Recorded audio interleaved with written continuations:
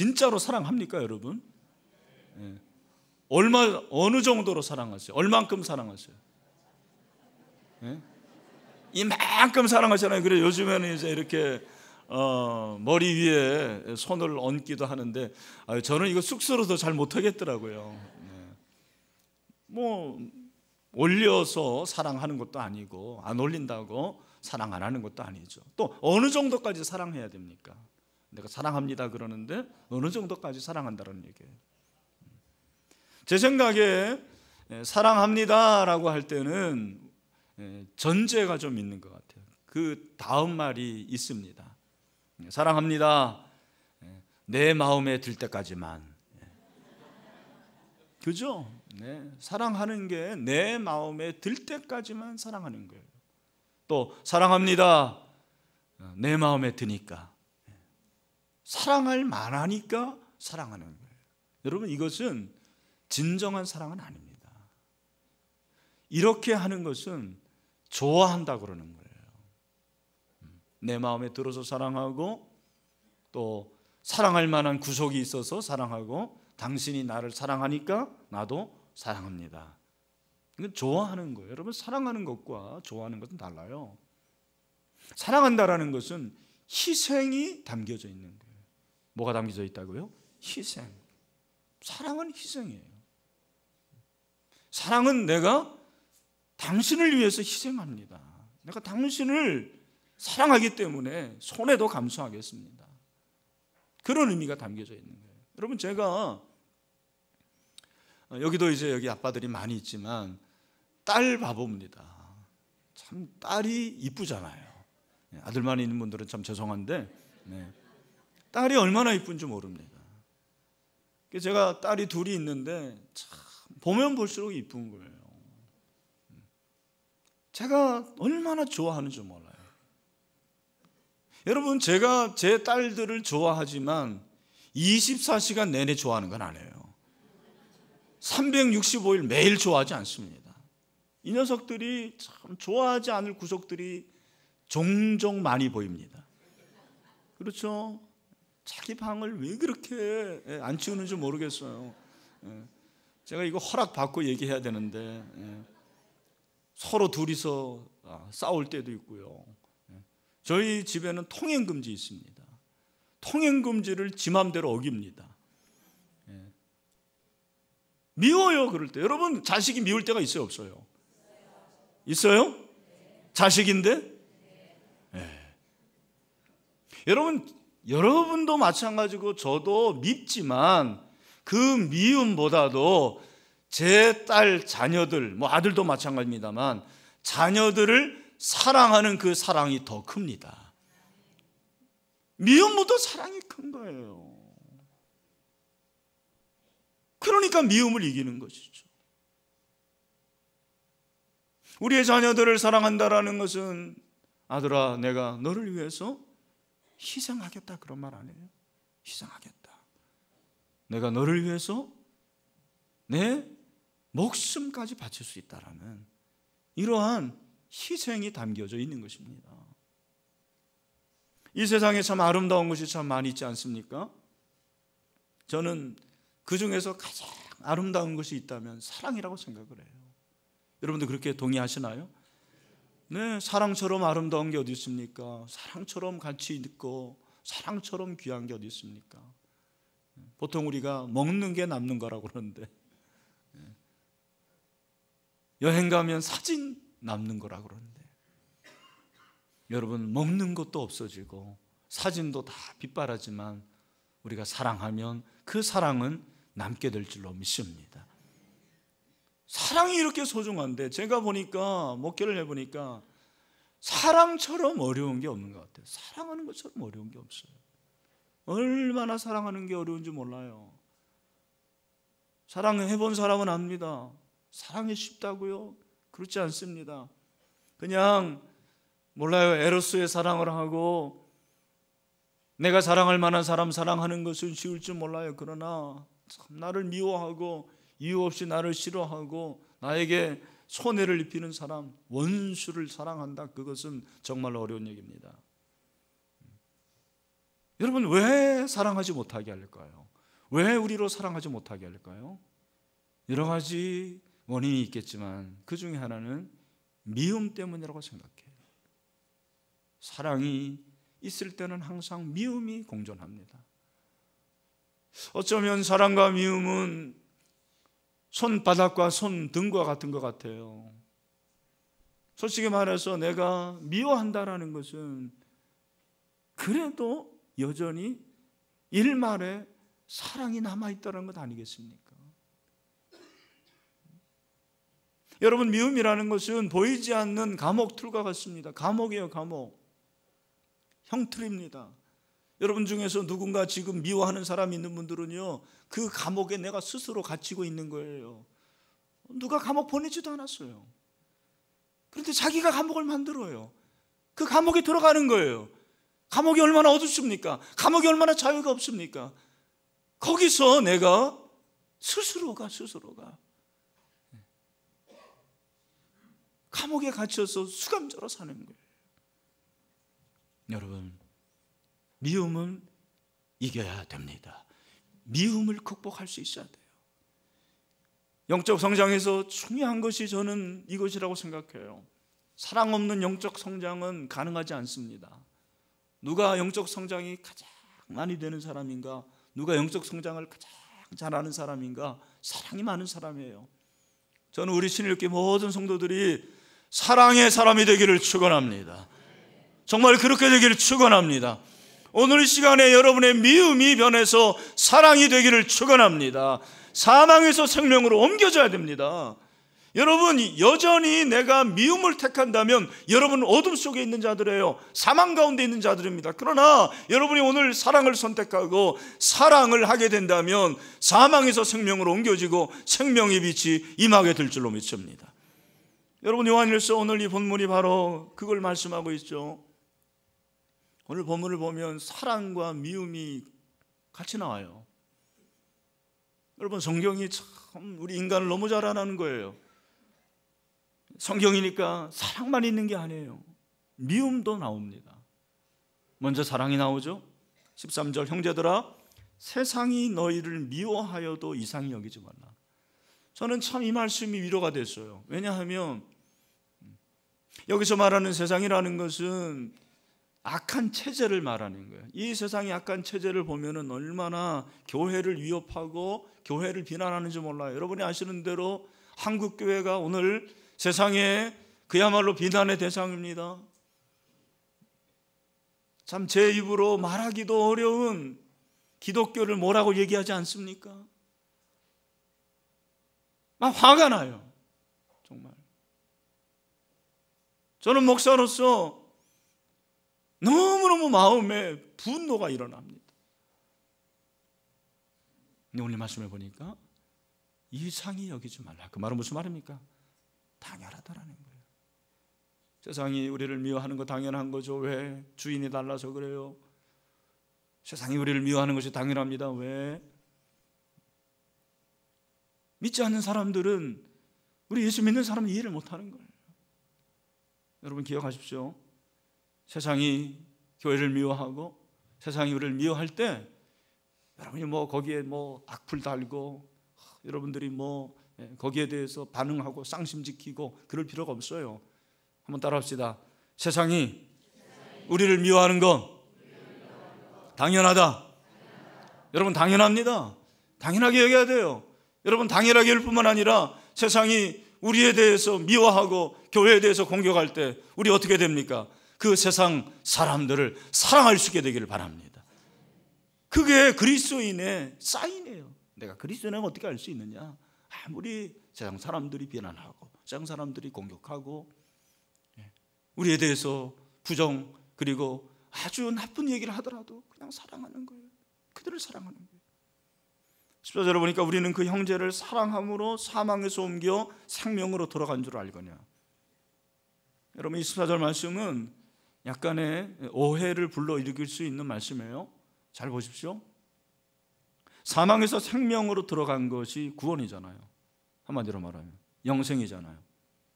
근데 그 영생을 어떻게 얻었냐면 형제를 사랑함으로 이상하네. 여러분, 우리가 구원받은 거, 영생 받은 것은 뭘로 받는 거죠? 뭘로 받는 거예요? 뭘로 구원받았어요, 여러분들은? 그렇죠. 믿음으로 받았잖아요. 은혜로 구원받은 거예요. 근데 오늘 말씀 보니까 믿음으로, 은혜로 구원받는 게 아니고 뭘로 지금 받는데요? 형제를 사랑함으로. 이상하네? 아닙니다. 여러분, 여기 형제를 사랑함으로 그랬는데 우리말 성경의 번역이 이렇습니다. 원어 성경을 보면 이것이 때문에라고 되어 있어요. 저는 이렇게 번역하면 좋다고 생각합니다. 우리는 사망으로 옮겨 생명으로 들어갔다는 사실을 압니다. 그렇기 때문에 우리는 형제를 사랑합니다. 그렇기 때문에. 잘 들으십시오. 전혀 뉘앙스가 달라지죠? 여러분, 우리는 예수 그리스도를 통해서 영생을 얻은 자들입니다.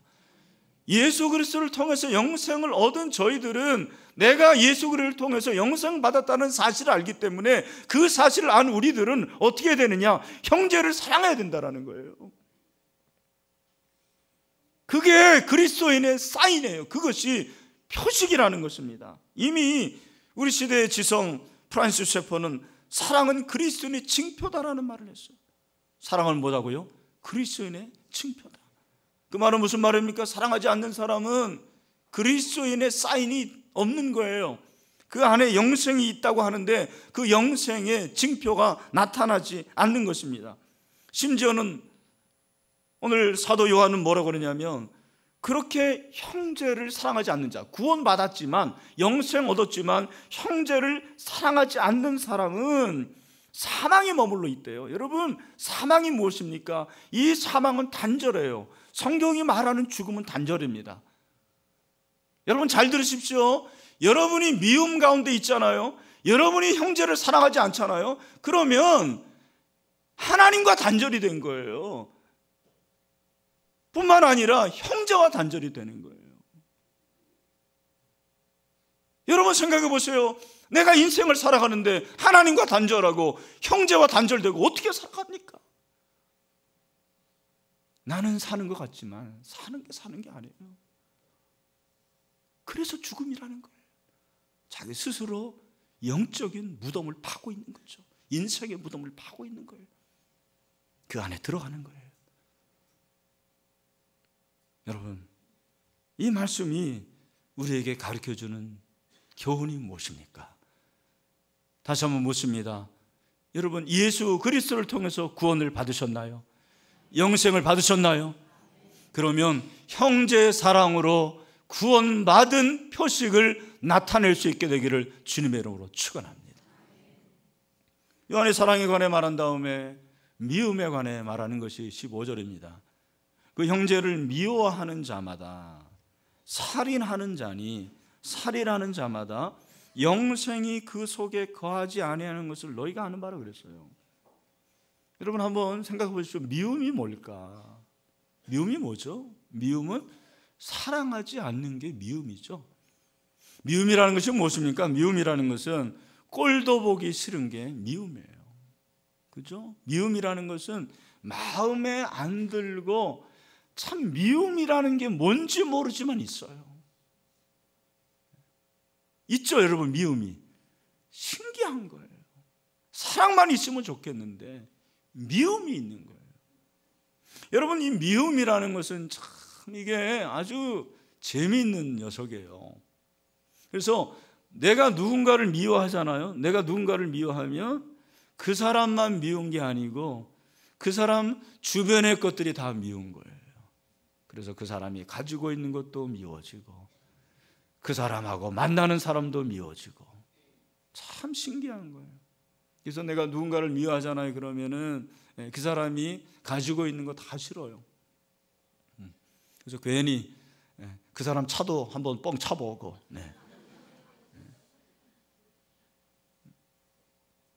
대문도 한번 찬 사람이 있는지 모르겠어요. 닮은 사람도 싫어해요. 남편이 밉잖아요. 그러면은 남편이 닮은 그 아들을 괜히 너는 네 애비 닮아가지고 그러냐고 꼭 애비라고 그럽니다. 여러분, 교회 안에서 이렇게 누가 밉잖아요. 그러면 그 사람이 하는 게 다 싫은 거예요. 네, 그 사람이 걸음걸이도 싫고 헤어스타일도 싫어. 왜 저렇게 하냐? 옷을 왜 저 따위로 입냐?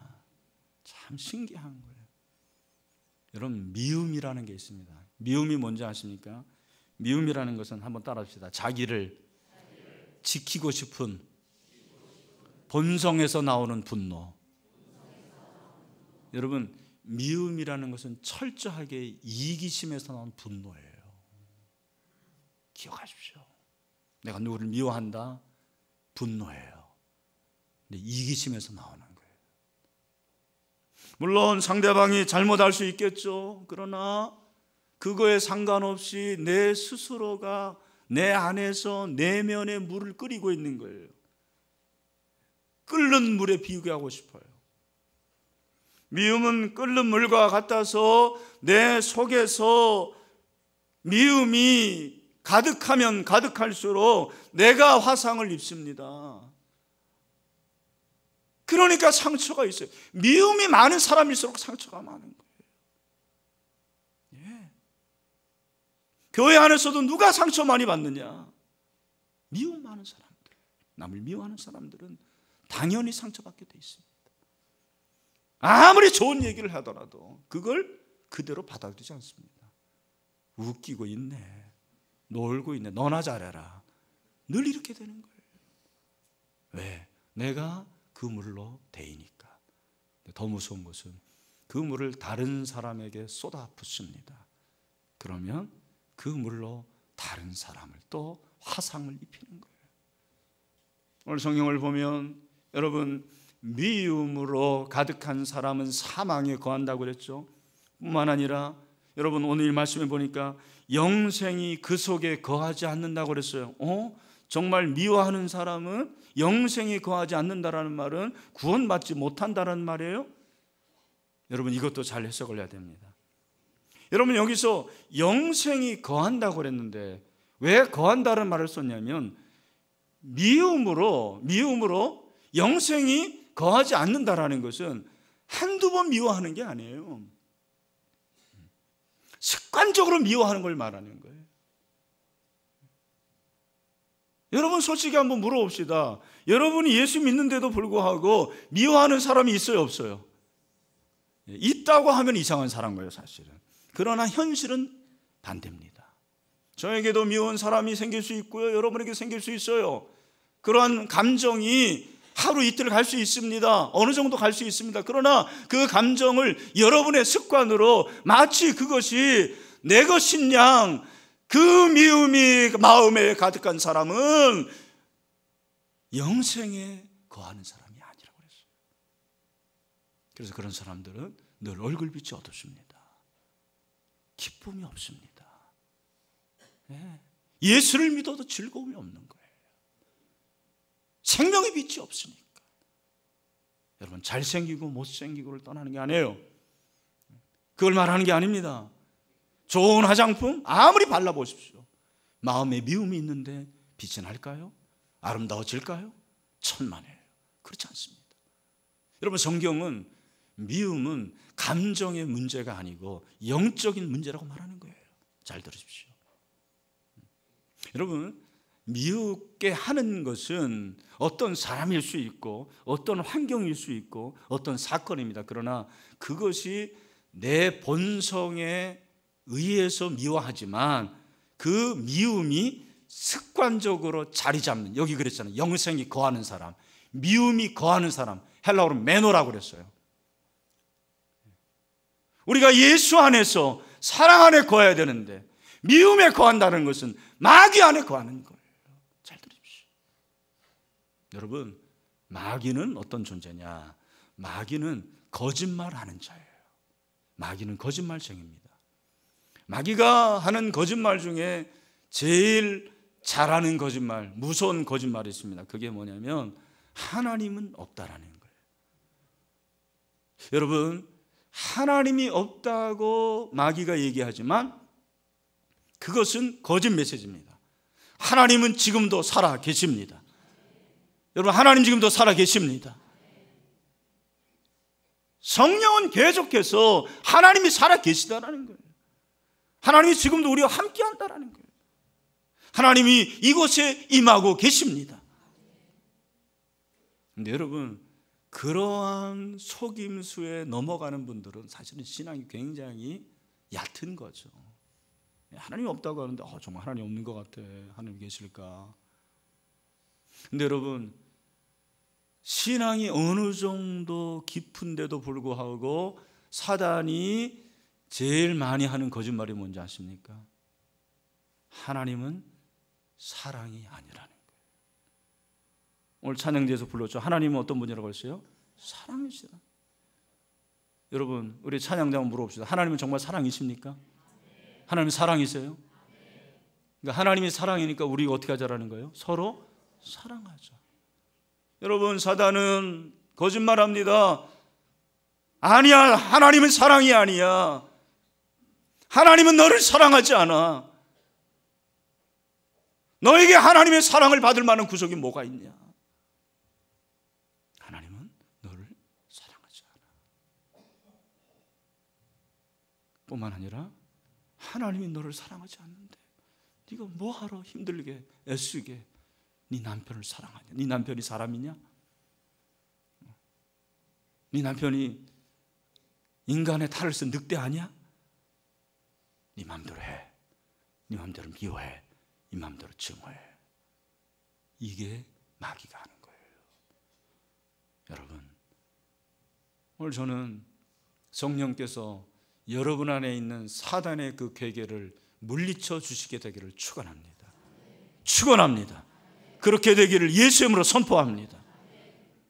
오늘 이 시간에 여러분 안에 있는 그 마귀적인 미움이 다 빗장이 풀려지고 사랑으로 변하는 놀라운 현장이 되기를 주님의 이름으로 축원합니다. 여러분, 제가 영적인 세계라고 그랬죠. 미움이라는 것이. D.L. 무디의 그 얘기를 제가 예를 들어보겠습니다. 그 당시에 부흥회는 오늘처럼 이렇게 이틀 3일 하고 하는 게 아니고 몇 주 했습니다. 그때 D.L. 무디가 우리가 불신자들을 예수 믿게 하자라는 그런 주제를 가지고 부흥회를 한 거예요. 그때 한 여자 집사님이 정말 하나님께 기도했습니다. 하나님께 간절히 기도했습니다. 하나님, 제 아들이 예수 안 믿는데 예수 믿게 해주세요. 그렇게 기도하고 금식하는데도 꿈쩍도 안 하는 거예요. 그래서 그 여자 집사님이 무디에게 왔습니다. 목사님, 어떻게 된 겁니까? 제 아들이 꿈쩍도 안 합니다. 그 얘기를 들었을 때 무디가 그 여자 집사님에게 말했습니다. 혹시 집사님의 삶에서 누군가를 증오하는 사람이 있습니까? 누군가 미워하는 원수된 관계가 있습니까? 그랬더니 퍼뜩 생각나는 거예요. 교회 안에서 그 한 사람, 얘기도 안 하고 인사도 안 하고 말도 안 하는 그 사람이 생각이 난 거예요. 그래서 가서 사과하고 용서했습니다. 여러분, 부흥의 마지막 날 그 아들이 주님 앞에 돌아왔습니다. 네, 영적인 세계예요. 내 감정이 사단의 괴계 아래에 있는 것입니다. 그러면 여러분, 우리가 어떻게 이 미움을 이길 수 있을 것인가? 오늘 본문이 말해주겠습니다. 16절입니다. 우리 16절 말씀을 다 같이 한번 읽겠습니다. 시작. 그가 우리를 위하여 목숨을 버리신 우리가 이로써 사랑을 알고 우리도 형제들 위하여 목숨을 버리는 것이 마땅하니라. 아멘. 여러분, 성경에 수많은 구절들이 있죠. 네. 그런데 여러분, 그 구절들 앞에 쓸 때마다 우리가 작아지지만 저는 개인적으로 요한일서 3장 16절 앞에 쓰면 어찌할 바를 모르겠어요. 제 자신이 너무너무 작아지고 형제를 위해서 목숨을 버리는 것이 마땅하다. 여러분, 여기 목숨을 버리는 것이 바로 희생적인 사랑이죠. 희생의 사랑, 지고한 자기 희생의 사랑, 목숨을 버린 사랑, 이것이 예수님의 사랑이죠. 자기 자신의 유익을 구하지 않는 사랑이죠. 희생적인 사랑입니다. 자기의 희생적인 사랑. 그러니까 여러분, 요한이 우리가 그렇게 사랑해야 되는데 미움을 이겨야 되는데 어떻게 할 수 있느냐? 여러분, 미움을 어떻게 이깁니까? 도대체 미움을 이길 수는 있는 겁니까? 있다라는 거예요. 어떻게? 예수님의 그 자기 희생의 사랑을 가지고 사랑하면 미움을 이길 수 있다라는 소망의 메시지를 우리에게 주는 거예요. 여러분, 사랑은 자기의 유익을 굳지 않는 거예요. 왜 사랑하지 못합니까? 가르쳐 드릴까요? 손해 보려 하지 않기 때문에 그렇습니다. 다시 한번, 왜 사랑하지 못합니까? 손해 안 보려고 그러는 거예요.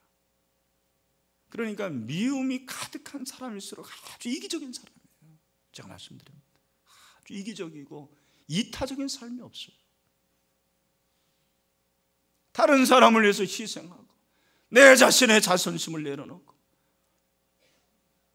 내 마음의 감정을 내려놓는 게 없는 거예요. 자기 자신의 자존심과 분노에 충실한 그 결과가 미움이라는 거예요. 여러분, 예수님을 생각해 주십시오.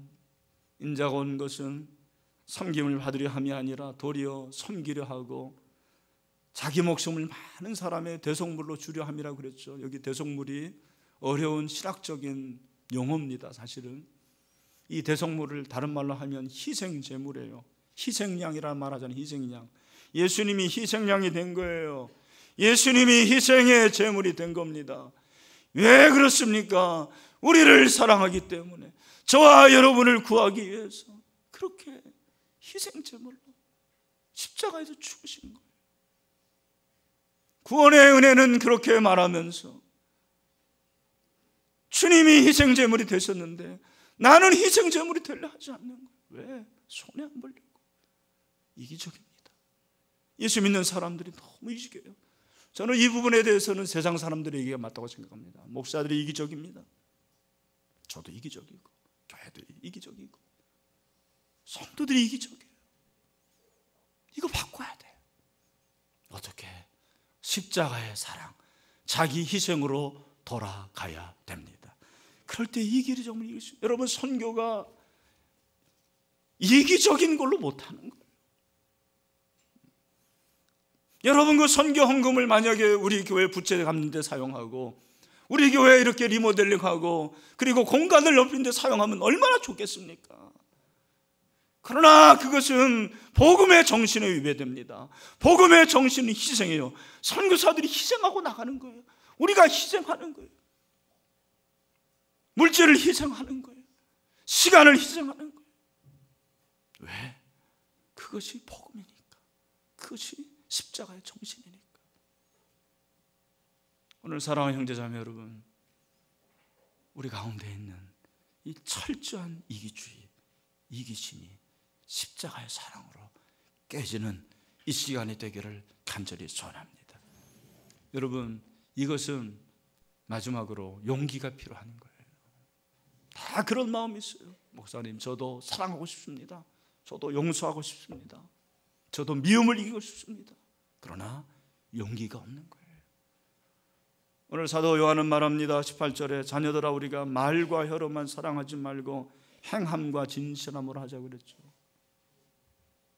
용기예요, 용기. 용기를 내야 돼요.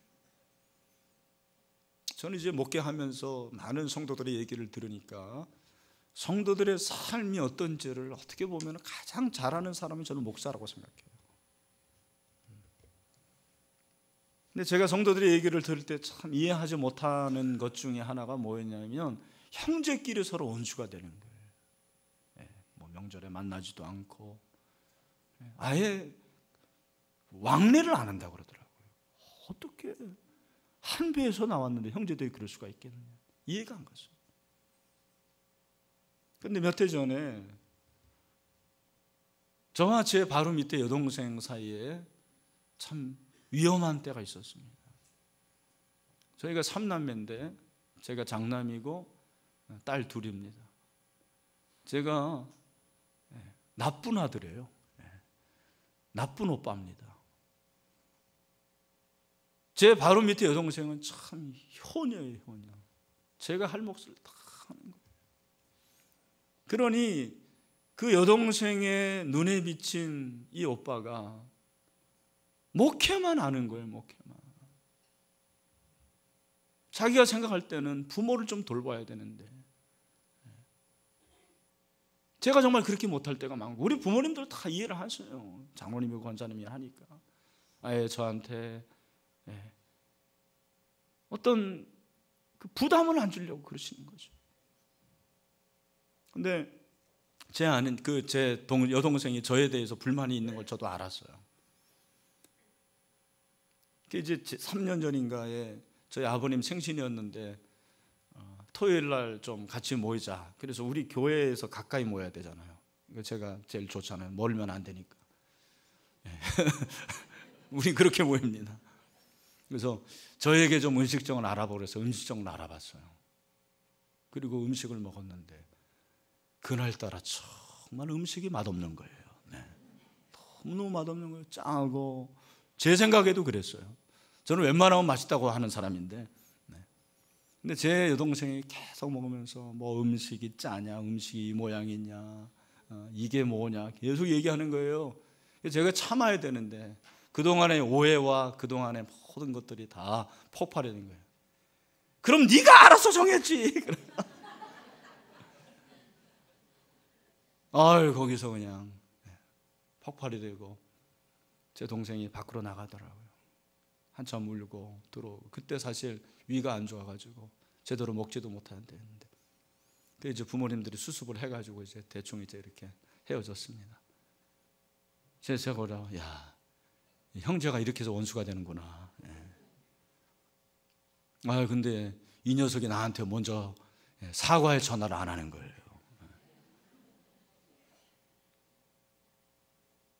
제 마음이 너무너무 아프고 기도가 안 되는 거예요. 저는 관계가 이렇게 틀어지면 기도가 안 되더라고요. 그래서 제가 사과를 했습니다. 내가 미안하다. 내가 잘못했다. 제 동생도 잘 받아주고 관계가 회복이 되고 참 감사하죠. 근데 여러분, 제가 그렇게 사과했던 것은 목사이기 때문이 아니었습니다. 물론 그런 것도 있겠죠. 오빠이기 때문도 아니었습니다. 사실은 하나님께서 저에게 용기를 주신 것 같아요. 여러분, 사랑으로 미움을 이기는 데는 용기가 필요합니다. 여러분, 용기를 내십시오. 용기를 내세요. 이번 설날에 용기를 내십시오. 오늘 당장 용기를 내십시오. 우리는 자기 희생, 이건 희생도 아니에요. 여러분, 이게 무슨 희생입니까? 내 자존심을 내려놓는 게 무슨 희생입니까? 예수님은 목숨을 버리셨는데 우리가 목숨은 내버리면 내 자존심, 그 알량한 자존심, 오늘 이 시간에 성령으로 말미암아 우리 가운데 십자가의 사랑, 자기 희생의 사랑이 회복되기를 간절히 소원합니다. 말씀을 맺습니다. 예수님을 닮아가는 게 영적 성장의 목표예요. 예수님을 닮아가는 건 예수님처럼 머리 기르는 거 아니에요. 막 머리 기르고 예수님 닮는 거 무슨 푸대자루 같은 거 옷 입고 그런 게 아닙니다. 예수님을 닮는다는 것은 무슨 말이냐면 예수님처럼 사랑하는 사람이 되는 거예요. 우리가 그렇게 됐으면 좋겠습니다. 그래서 이 목사도 사랑의 목사, 여러분 한 사람 한 사람이 사랑의 사람이 되기를 간절히 소원합니다. 기도합시다. 하나님 아버지, 참 감사합니다. 우리에게는 미움이 있습니다. 하나님, 이 미움을 이겨야 되는데 미움을 이기지 못하는 우리의 연약함을 하나님은 아실 줄로 믿습니다. 그래서 말씀을 주셔서 이 말씀대로 하면 이길 수 있는 지름길을 주신 거 감사합니다. 예수님의 십자가의 사랑만 생각하면 참 눈물이 나오고 너무 감사합니다. 이제는 우리의 차례라고 말씀하십니다. 아버지 하나님, 혹시 내 마음에 지금 담고 있는 그 미움의 대상, 내 스스로 미움의 감옥에 들어가지 않게 하여 주시옵소서. 사망의 무덤에 들어가지 않도록 도와주시옵소서. 그 흙을 파지 않도록 도와주시옵소서. 우리의 힘으로 할 수 없습니다. 성령이여 도우시고 용기를 허락하여 주시옵소서. 그래서 우리가 주님 닮아가기를 원합니다. 정말 주님처럼 사랑이 많은 목사, 사랑이 많은 장로, 사랑이 많은 권사, 사랑이 많은 집사, 사랑이 많은 성도들이 되게 하여 주시옵소서. 자기 희생의 사랑으로 미움을 이겨볼 때 큰 하나님의 세계, 놀라운 세계를 발견할 수 있도록 축복하여 주시옵소서. 예수님의 이름으로 기도하옵나이다. 아멘. 네, 우리 다 같이 일어나겠습니다. 마지막 찬송하고 축도하고 마치겠습니다.